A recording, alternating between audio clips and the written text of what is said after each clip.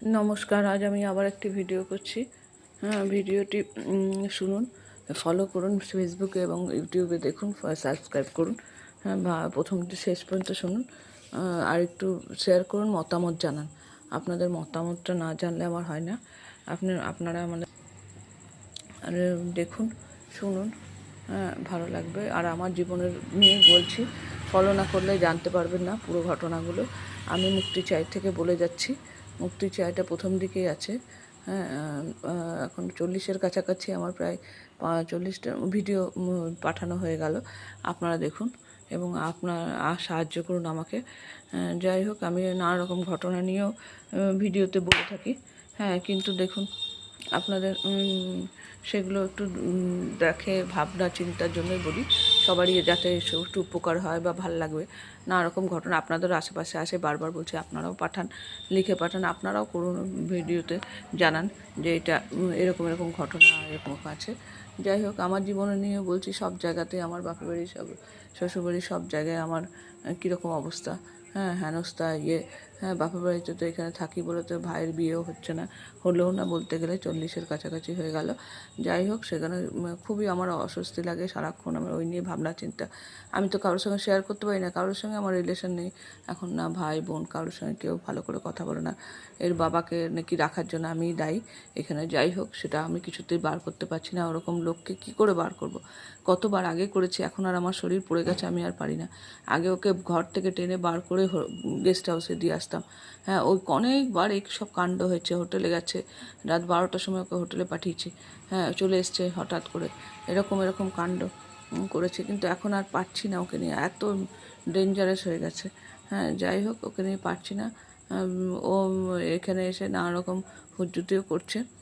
এদিকে বললে কথা শুনবে না, কিছু না। যাই হোক, সেই নিয়ে সবাই নিজের নিজের এখন কাল মা বলছে যে আমার বোন খুব কান্নাকাটি করছে।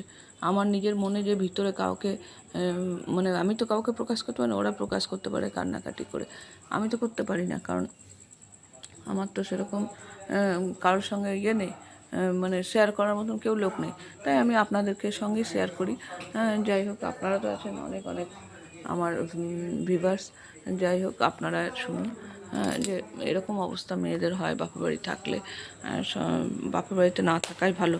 অনেক কষ্ট করে আপনারা নিজেরা বাড়ি ভাড়া যা হোক যেমন করে থাকবেন, কিন্তু বাপের বাড়িতে থাকার মতন দুর্ভোগ প্রথমটা ঠিক লাগে, তারা সাপোর্ট করে, তারপরে যে কী অবস্থা হয়। হ্যাঁ, তারপরে আমার মতন বাড়িতে ভাইয়ের বিয়ে হলো না যেখানে, সেখানে যে খুব খারাপ অবস্থা দাঁড়িয়ে যায়, সেটাই যে সে কাঁদছে বোন, যে বাবাকে ভালো করে চিকিৎসা করতো, এখন পয়সা হয়েছে। মনে হলো না পয়সা থাকলে হতো না, এখনও তুই ঠিলি মুইঠিলি হতো। হ্যাঁ, বাবাকে চিকিৎসা করাতে পারিনি বলে আমারও তো এটা মনে দুঃখ হয়, কিন্তু আমি শেয়ার করতে পারি না। ওরা বলতে পারে সব কিছু গল্পই। হ্যাঁ, আমাকে বললো যে বাইকে তুই যতদিন না নামবি ততদিন ভাইয়ের বউ চাপবে না, এইসব না রকম আমাকে বলেছিল। সেবার আমি ভর্তি হলাম কদিন পরে। হ্যাঁ, তারপরে দিদি আমাকে বললো, তো বাবা তোকে অভিশাপ দিচ্ছে ওপর থেকে, তোর জন্য বাবার বংশ হলো না, ভাইয়ের বিয়ে হলো, এইসব নানা রকম বললো। কিন্তু আমার যে কী দোষ আমি নিজেও জানি না। আর বাইকে ভাই আমার এরকমই, যে বাইকে সবাইকে সবসময় চাপায় না। হ্যাঁ, সে নিজের স্বার্থ ছাড়া, হয়তো দোকানে গেল জিনিসপত্র আনার, পুজোর জিনিস, এই জিনিস সাহায্যের দরকার, তখন সে বলবে চল। হ্যাঁ, নাহলে ওর সঙ্গে আমি যাই না। কোনো জায়গা না, নিজের কাজের জায়গাতেও যেতাম না। খুব উপায় না থাকলে একসঙ্গে বেরোচ্ছে হয়তো, তখন বললাম একটু দিয়ে ছেড়ে দে। হ্যাঁ, ব্যাস এটাই। কিন্তু কে কাকে বোঝাবে? যাই হোক, এবারে বলি, এইসব নিয়ে কিছু আমার মানে এরকম সারাক্ষণ আমার দ্বন্দ্ব চলছে। হ্যাঁ, সবার সঙ্গে। কিন্তু আমি কিছু বলি না, প্রোটেস্ট করে, যে যা করছে করুক, আমার উপায় নেই এখন। আমার সে হাতি কাদায় পড়লে ব্যাঙেও লাথি মারে বলে। যাই হোক, আমি হাতি অবশ্য ছিলাম না কোনোদিনও। যাই হোক, এবার বলি, আমাদের সরকারে মহিলাদের জন্য যেটা দিদি অনেকগুলো প্রকল্প সবার জন্যই করে গেছেন। হ্যাঁ, বড় থেকে বাচ্চা হওয়ার আগের থেকে বাচ্চা মানুষের মৃত্যু পর্যন্ত সব মানুষের জন্য, সব টাইপের মানুষের জন্য সব রকম ব্যবস্থা করে গেছেন। তাই প্রকল্পগুলো খানিকগুলো যে বিজেপি চালাবে বলেছে, দেখি কতটা চালাতে পারে। 29 পর্যন্ত তো মনে হয় চালাবেই, লোকসভা ভোট পর্যন্ত চালাবার চেষ্টা করে, যেমন তেমন করে হোক, এই উঁচ নিচ করে। হ্যাঁ, যাই হোক, সেই করেও যদি চালায়। অন্নপূর্ণা ভাণ্ডারের টাকা বললো ঢুকেছে, যাই হোক, ঢুকে গেলেই ভালো। আমার মতন গরিব মেয়েরা যারা ওষুধের পয়সাটাকে ধার করে খায়, ওষুধ টষুধ, তাদের জন্য খুবই উপকার দিন এটা। দিদিকে এই জন্য অশেষ ধন্যবাদ। দিদি মমতা ব্যানার্জির এত সুন্দর বুদ্ধি আর এত সুন্দর পরিকল্পনা প্রকল্পগুলো চালু করার পিছনে, এর জন্য দিদি আপনাকে অসংখ্য অসংখ্য ধন্যবাদ।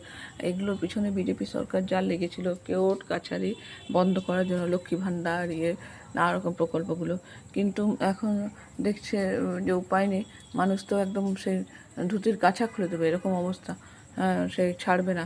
মানুষের তো গরিব মানুষেরা তো ওই তো ভাবছিলাম যে অনেক মানুষ পেলো না জামাই ষষ্ঠী, যারা গরিব আমাদের এখানেই যাচ্ছে, তারা বলছে জামাই ষষ্ঠীটা একটু মানাতাম, দিদি যতদিন দিয়েছে মানাতে পেরেছি, কিন্তু টাকা নেই বলে এখন আর পাচ্ছি না, টাকা কোনো এলোও না। হ্যাঁ, দেবো বলে 1 জুন, এই 1 মে, 1 জুন এইসব নানা রকম হলো, কই এলো না 1 জুলাই। হ্যাঁ, যাই হোক, এবার কিছু ঢুকেছে নাকি, হ্যাঁ টাকা যাদের ঢুকেছে ভালোই। হ্যাঁ, এরকম করে যাক, 29 পর্যন্ত মানুষকে দিক অন্তত। হ্যাঁ, প্রত্যেক মানুষের দরকার, আমার মতন গরিব মহিলাদের। হ্যাঁ, এই জন্যে যে বিজেপি সরকার এটা চালু রাখুক। দিদির বুদ্ধিগুলো একটু নিক, যেটা দিদি করে গেছে কিছু খারাপ নেই। কার্নিভালটা যে বন্ধ করলেন, এটা থেকে রাজ্যের কত আয় হতো, এইগুলো চালাতে পারতো দিদি। ট্যাক্সের টাকায় কি এত প্রকল্প চালানো যায়? এইসব থেকেও যেটা আয় হতো সেটা থেকেও দিদি চালাতো খানি। এইসব বুদ্ধিগুলো একটু বার করুন, দেখুন এগুলো বন্ধ না করে। দিদির খারাপ বুদ্ধি নয়। হ্যাঁ, অবশ্য আপনাদের কেন্দ্রে তো টাকা পাঠাতে হয়, শুনেছি মধুবাবু ড্রেসের অনেক খরচা, যাই হোক যেই জন্যই হোক আপনাদের পাঠাতে হয়। তো আপনারা কি করবেন, আপনাদের তো হাত নেই বিজেপি নেতাদের, হ্যাঁ মন্ত্রীদের, এগুলো কিছু করার নেই। হ্যাঁ, আজে বাজে রটিয়ে নানা রকম করে, এখন আবার ডিম ছোড়া ফ্যাশন হয়েছে। হ্যাঁ, মানে এত বাজে কালচারের একটা নমুনা দেখা যাচ্ছে বলেছি, এটা আগে কোনোদিনও দেখিনি। সবাই নিন্দা করছে, দেশ বিদেশ সবাই নিন্দা করছে। যাই হোক, যা হচ্ছে, আপনারা এটা চালু রাখুন দয়া করে, আমাদের রিকোয়েস্ট, এটা চালু রাখুন। আর সকল মানুষকে উপকার করুন, সব প্রকল্পগুলো চালু রাখুন, দিদির মর্যাদাটা রাখুন, দিদির ইয়েটা, যেগুলো দেখুন আপনাদের দ্বারা তো কিছু এগুলো হবে না, দিদিকে একটু অনুসরণ করুন, তাহলে দিদি হয়। ওয়েস্ট বেঙ্গলে তো দিদির মতনই তো মহিলার দরকার, যে বুঝবে মানুষের, ওয়েস্ট বেঙ্গলের মানুষদের দুঃখ কষ্ট। যাই হোক, আপনারা সব দেখুন, আমার ভিডিও শুনুন। হ্যাঁ, ধন্যবাদ।